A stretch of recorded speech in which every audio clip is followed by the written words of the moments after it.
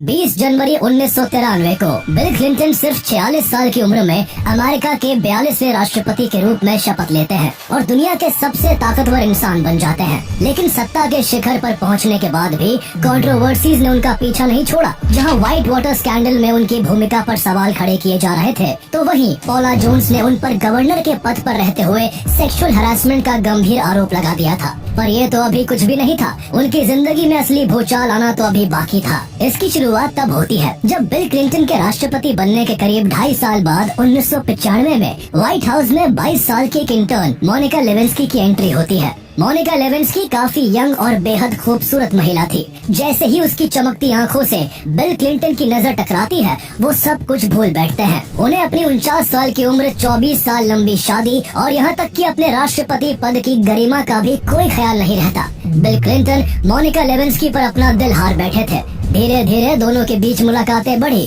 गुप्त संदेशों का सिलसिला शुरू हुआ और बात फिजिकल रिलेशंस तक जा पहुंची। हाल ये हो चुका था कि बिल क्लिंटन नए साल की पार्टी अपने परिवार के साथ न मनाकर मोनिका के साथ व्हाइट हाउस के किसी गुप्त कमरे में मनाते हैं। लेकिन जब आग लगी थी तो धुआं उठना ही था। 2 साल बाद 1998 में जब दोनों के बीच के इस अफेयर की खबर बाहर आई तो पूरी दुनिया हैरान रह गई। बिल क्लिंटन ने अपने राष्ट्रपति पद की ताकत से इस मामले को दबाने में एड़ी चोटी का जोर लगा दिया, लेकिन कुछ नहीं हुआ। ये कहानी सिर्फ एक अफेयर की नहीं है, बल्कि ये कहानी है सत्ता, लालच, झूठ और सच के बीच के टकराव की, जिसने दुनिया के सबसे ताकतवर शख्स को भी रेंगने पर मजबूर कर दिया था। Would you state your name once again? Monica Simeo Lewinsky. The council investigation that began as the investigation of the Whitewater now expanded to include allegations of sexual misconduct by the president in the dating reports that people working in the White House spotted Mr. Clinton and Lewinsky alone in the mansion at various times. I did not have sexual relations with that woman, Miss Lewinsky.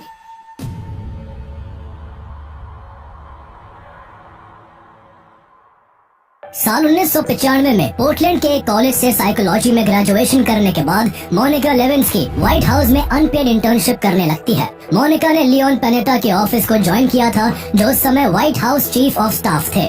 करीब 6 महीने तक white house में as an intern काम करने के बाद नवंबर महीने में मोनिका लेविंस्की की इंटर्नशिप खत्म हो रही थी, इसलिए उसने व्हाइट हाउस में ही पेइंग जॉब के लिए अप्लाई कर दिया। उसका इंटरव्यू हुआ और इंटरव्यू पास करने के बाद उसे ऑफिस ऑफ लेजिस्लेटिव अफेयर्स में जॉब मिल गई। यहाँ उसका काम सांसदों के लेटर्स को ओवल ऑफिस तक पहुँचाने का था। ओवल ऑफिस व्हाइट हाउस में अमेरिकन प्रेसिडेंट का फॉर्मल वर्किंग स्पेस है, जहाँ से प्रेसिडेंट अपना काम करते हैं। काम की वजह से मोनिका लेविंस्की का वहाँ आना जाना लगा रहता था। ऐसे ही एक बार प्रेसिडेंट बिल क्लिंटन की नजर मोनिका लेविंस्की पर पड़ी और वो उसकी सुंदरता के दीवाने हो गए। उन्होंने मोनिका से बातचीत करनी शुरू की। बातचीत लंबी मुलाकातों में बदली और मुलाकातों ने दोनों के बीच एक लगाव पैदा कर दिया। प्रेसिडेंट बिल क्लिंटन इस रिश्ते को आगे बढ़ाने में काफी इंटरेस्टेड थे। मोनिका लेविंस्की उस समय केवल 22 साल की थी, जबकि बिल क्लिंटन 49 साल के थे और हिलरी क्लिंटन के साथ उनकी शादी को 24 साल हो चुके थे। उनकी 15 साल की एक बेटी भी थी। उम्र में 27 साल का फासला होने के बावजूद दोनों इस रिश्ते को आगे बढ़ाने के लिए तैयार थे। मोनिका लेविंस्की को भी प्रेसिडेंट का अफेक्शन पसंद आने लगा था, इसलिए वहाँ जो कुछ भी हो रहा था वो उसे चुपचाप आगे बढ़ते रहने देना चाहती थी। नवंबर 1995 में अमेरिका में गवर्नमेंट शटडाउन चल रहा था, जिससे व्हाइट हाउस में काफी कम लोग ड्यूटी के लिए आ रहे थे। इसी का फायदा उठाकर बिल क्लिंटन ने मोनिका को एक दिन अपनी प्राइवेट स्टडी में इनवाइट किया। जैसे ही मोनिका वहाँ पहुँची, बिल क्लिंटन होशो आवाज खो बैठे और मोनिका को किस करने लगे। कुछ ही देर में दोनों के बीच यौन संबंध बन गया। ये सिलसिला धीरे धीरे दोनों के बीच आम हो गया। हर गुजरते दिन के साथ उनकी नजदीकियां बढ़ती गई।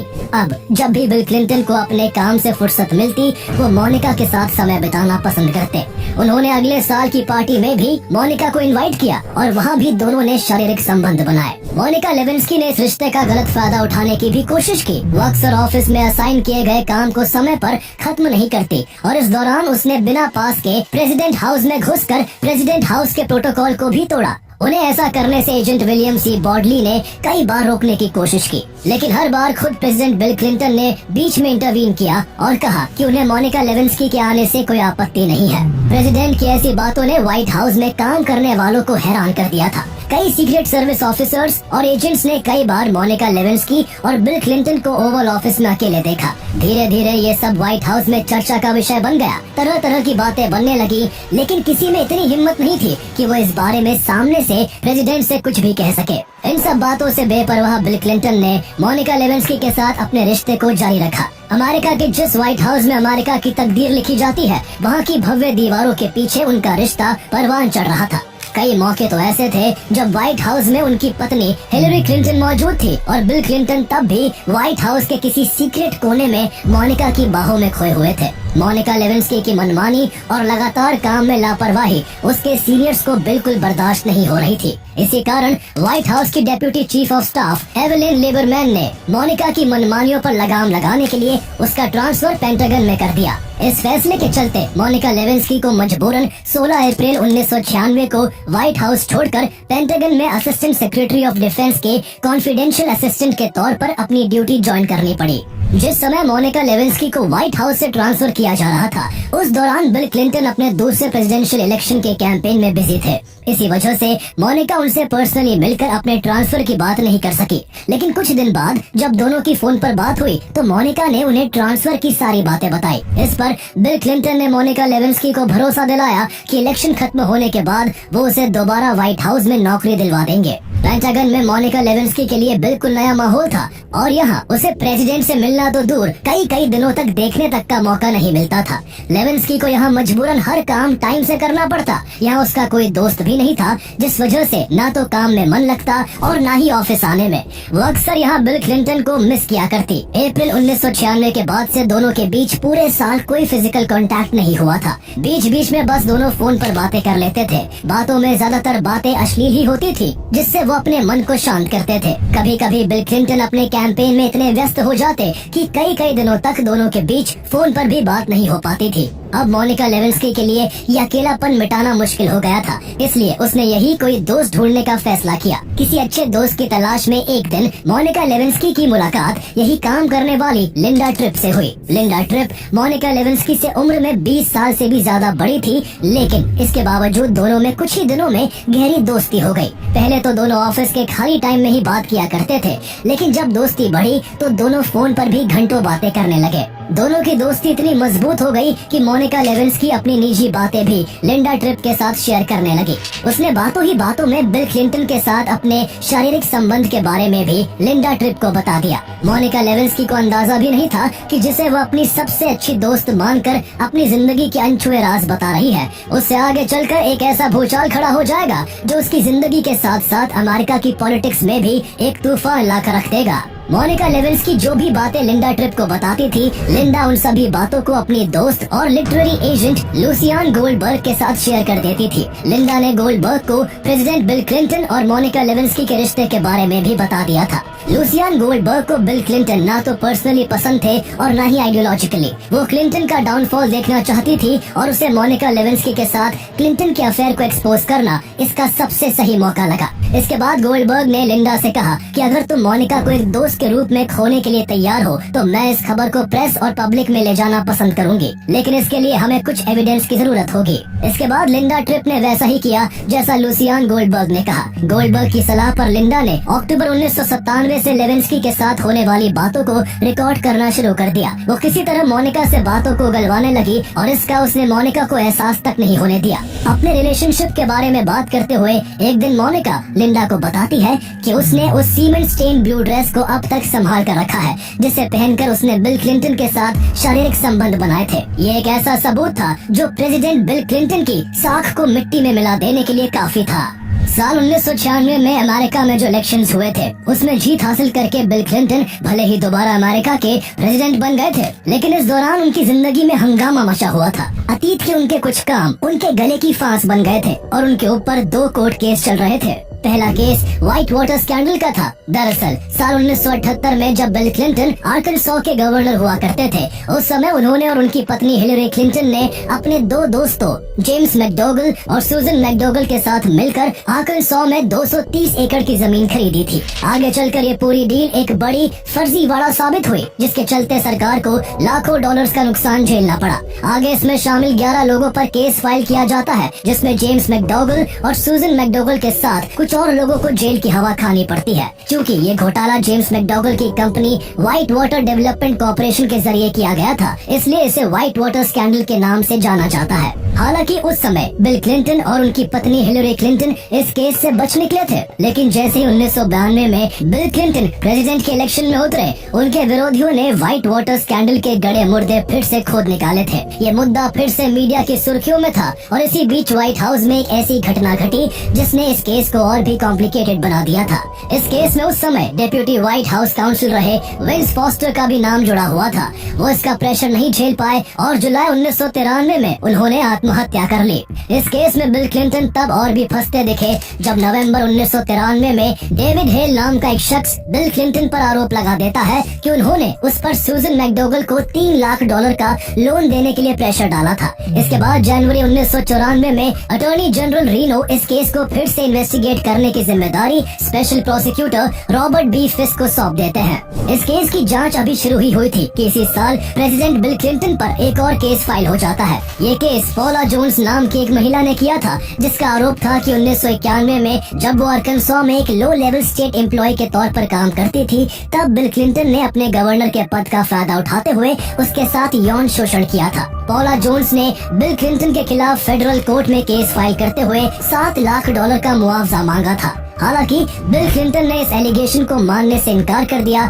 लेकिन उन पर पहले व्हाइट वाटर स्कैंडल और फिर यौन शोषण का आरोप लगने से पूरे अमेरिका में भूचाल मचा हुआ था। इन दोनों केसेस की जांच की जिम्मेदारी केनेथ स्टार को मिलती है, लेकिन बहुत कोशिश के बाद भी उन्हें कोई भी ऐसा एविडेंस नहीं मिल पाता जिसके बिहाफ पर बिल क्लिंटन को दोषी ठहराया जा सके। जब बिल क्लिंटन पॉला जोन्स द्वारा लगाए गए सेक्सुअल हरासमेंट केस में भी नहीं फंसते और दोबारा से प्रेसिडेंट बन बैठते हैं, तो लूसियान गोल्डबर्ग गुस्से से भर जाती है। उसे बाद में जब लिंडा ट्रिप के जरिए बिल क्लिंटन और मोनिका लेविन्स्की के रिश्ते के बारे में पता चला, तब उसने बिल क्लिंटन के खिलाफ केस मजबूत करने के लिए ही लिंडा ट्रिप से मोनिका लेविन्स्की की बातों को रिकॉर्ड करने के लिए कहा था। लिंडा ट्रिप ने जब मोनिका लेविन्स्की की बातों को रिकॉर्ड कर लिया, जिसमें सीमेन स्टेन्ड ब्लू ड्रेस का जिक्र भी था, तब लूसियान गोल्डबर्ग लिंडा ट्रिप से उन रिकॉर्डेड टेप्स को केनेथ स्टार के पास ले जाने के लिए कहती है, लेकिन लिंडा ट्रिप ऐसा करने से मना कर देती है, जिसके बाद गोल्डबर्ग खुद बिल क्लिंटन और मोनिका लेविन्स्की के अफेयर की पूरी कहानी इन्वेस्टिगेटिव जर्नलिस्ट और न्यूज वीक के रिपोर्टर माइकल इसिकोफ को बता देती है। जर्नलिस्ट माइकल इसिकोफ 17 जनवरी 1998 को इस अफेयर की खबर को अपनी मैगजीन में छाप देते हैं। इसके बाद अमेरिका के बड़े बड़े न्यूज़पेपर्स इस खबर को धड़ल्ले से कवर करते हैं और टीवी पर भी यही खबर चलने लगती है। एक झटके में पूरी दुनिया का ध्यान बिल क्लिंटन और मोनिका लेविन्स्की के एक्स्ट्रा मैरिटल अफेयर की तरफ शिफ्ट हो जाता है। अमेरिकन पॉलिटिक्स में इस खबर से हंगामा मच गया। बिल क्लिंटन के कैरेक्टर पर सवाल खड़े होने लगे और अमेरिका के लोग गुस्से में उनके बारे में बुरा भला कहने लगे। यूँ अपने अफेयर को मीडिया की सुर्खियों में आने से बिल क्लिंटन हैरान रह गए। उन पर इतना दबाव बढ़ गया कि उन्हें खबर के बाहर आने के केवल 9 दिन बाद 26 जनवरी 1998 को अपनी पत्नी के साथ टीवी के लाइव शो में आकर सफाई देनी पड़ती है। वो मोनिका लेविन्स्की के साथ किसी भी तरह के अफेयर से इनकार करते हुए कहते हैं, I did not have sexual relations with that woman, Miss Lewinsky. Bill Clinton साफ तौर पर झूठ बोल रहे थे और इस झूठ से गुस्से में आकर लिंडा ट्रिप उनके अफेयर की बातों की रिकॉर्डेड टेप को केनेथ स्टार को दे देती है, जो बिल क्लिंटन के ऊपर लगे आरोपों की जांच कर रहे थे। केनेथ स्टार कोर्ट से परमिशन लेकर इस मामले की भी जांच करने लगते हैं। अब जांच का दायरा बढ़ जाता है और बिल क्लिंटन पूरी तरह से विवादों में फंस जाते हैं। मोनिका लेविन्स्की पर भी दबाव बनता है कि वो कोर्ट में अपना पक्ष रखे। मीडिया में भी बार बार मोनिका लेविन्स्की का नाम उछाला जा रहा था। इस सब के चलते एक बार फिर बिल क्लिंटन और मोनिका लेविन्स्की की मुलाकात होती है, लेकिन इस बार बात प्रेम की नहीं बल्कि बात नाक बचाने की होती है। बिल क्लिंटन मोनिका लेविन्स्की पर कोर्ट में इस अफेयर को नकारने का दबाव डालते हैं। मोनिका लेविन्स्की इसके लिए तैयार हो जाती है और एक एफिडेविट जारी करके बिल क्लिंटन से किसी भी तरह का रिश्ता होने से मना कर देती है। दोनों अपने इस अनैतिक रिश्ते को छुपाने की खूब कोशिश करते हैं, लेकिन मोनिका लेविन्स्की ने जो बातें अपनी दोस्त लिंडा ट्रिप के साथ शेयर की थी और उसकी जो बातें लिंडा ट्रिप ने रिकॉर्ड की थी, उन्होंने बिल क्लिंटन और मोनिका लेविन्स्की के एक्स्ट्रा मैरिटल अफेयर के सारे राज खोल कर रख दिए थे। मीडिया में चल रही खबरों और कोर्ट से मांगे जा रहे एविडेंसेस से मोनिका काफी परेशान हो चुकी थी और किसी भी तरह वो इससे जल्द से जल्द छुटकारा चाहती थी। इसलिए कोर्ट के आदेश पर उसने 28 जुलाई 1998 को वो ब्लू ड्रेस जांच के लिए दे दी,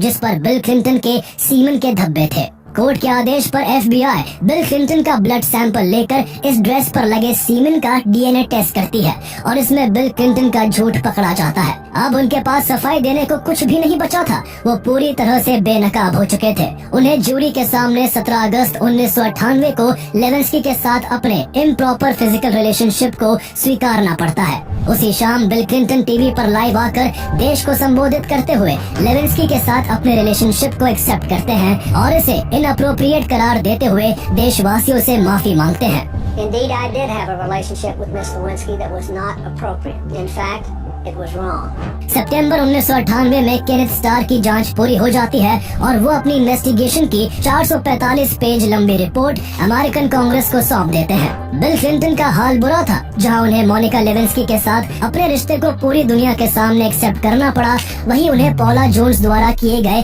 सेक्सुअल हैरेसमेंट केस से छुटकारा पाने के लिए पॉला जोन्स को $8.5 लाख देकर केस सेटल करना पड़ता है। उनकी मुसीबत यही नहीं थमी, बल्कि इसके बाद अमेरिकन पार्लियामेंट में क्लिंटन के खिलाफ इम्पीचमेंट की तैयारी शुरू हो जाती है। उनके ऊपर अदालत में झूठी गवाही देने और जांच के दौरान बाधा डालने के आरोप लगाए जाते हैं। यह अमेरिका के इतिहास में पहली बार था जब किसी को प्रेसिडेंट रहते हुए इतनी शर्मिंदगी झेलनी पड़ रही थी। जनवरी 1999 को अमेरिका के लोअर हाउस ऑफ रिप्रेजेंटेटिव ने बिल क्लिंटन को राष्ट्रपति पद से हटाने के लिए उनके खिलाफ इम्पीचमेंट का प्रोसीजर शुरू कर दिया, लेकिन अपर हाउस में इसके लिए सफिशिएंट वोट नहीं मिले। केवल 45 से 50 सीनेटरों ने ही बिल क्लिंटन के खिलाफ वोट किया, जबकि उन्हें प्रेसिडेंट के पद से हटाने के लिए अगेंस्ट में 67 वोट होने चाहिए थे। इस कारण ये प्रस्ताव खारिज हो गया और बिल क्लिंटन जनवरी 2001 तक अपने पद पर बने रहे। उनके प्रेसिडेंशियल पीरियड खत्म होने के बाद अमेरिकन सुप्रीम कोर्ट ने 2001 में बिल क्लिंटन पर एक बड़ी कार्रवाई करते हुए उनके लॉ लाइसेंस को सस्पेंड कर उनके आर्कनसॉ में लॉ प्रैक्टिस करने पर 5 साल के लिए रोक लगा दी। आगे चलकर करीब 25 साल बाद बिल क्लिंटन ने व्हाइट हाउस में रहते हुए मोनिका लेविंस्की के साथ अपने अफेयर पर खुलकर बात की। उन्होंने इस अफेयर को एक्सेप्ट करते हुए कहा कि राष्ट्रपति बनने के बाद उनका तनाव काफी बढ़ गया था, इसलिए उन्होंने रिश्ता उस तनाव को दूर करने के लिए बनाया था। बिल क्लिंटन ने मोनिका के साथ अपने अफेयर की कई अतरंग बातों का जिक्र डॉक्यूमेंट्री हिलरी में किया था। बिल क्लिंटन ने पहली बार इसी दौरान पब्लिकली मोनिका से अपनी गलती के लिए माफी भी मांगी। हालांकि उस माफी का कोई फायदा नहीं था, क्योंकि तब तक मोनिका लेविंस्की की जिंदगी इस एक स्कैंडल के इर्द गिर्द फंसकर पूरी तरह से बर्बाद हो चुकी थी। वो जहाँ भी जाती उनसे किया हर सवाल केवल उनके इस एक अफेयर से ही जुड़ा होता। उन्हें इसके चलते अमेरिका तक छोड़ना पड़ गया। अमेरिका छोड़ने के बाद भी उनका इस अफेयर से जुड़ी बातों और सवालों ने पीछा नहीं छोड़ा। मोनिका लेविंस्की आज भी बिल क्लिंटन के साथ रहे अपने उस रिश्ते को अपनी जिंदगी की सबसे बड़ी भूल मानती है, जिसने उनकी पर्सनल और प्रोफेशनल जिंदगी को हमेशा के लिए बर्बाद करके रख दिया।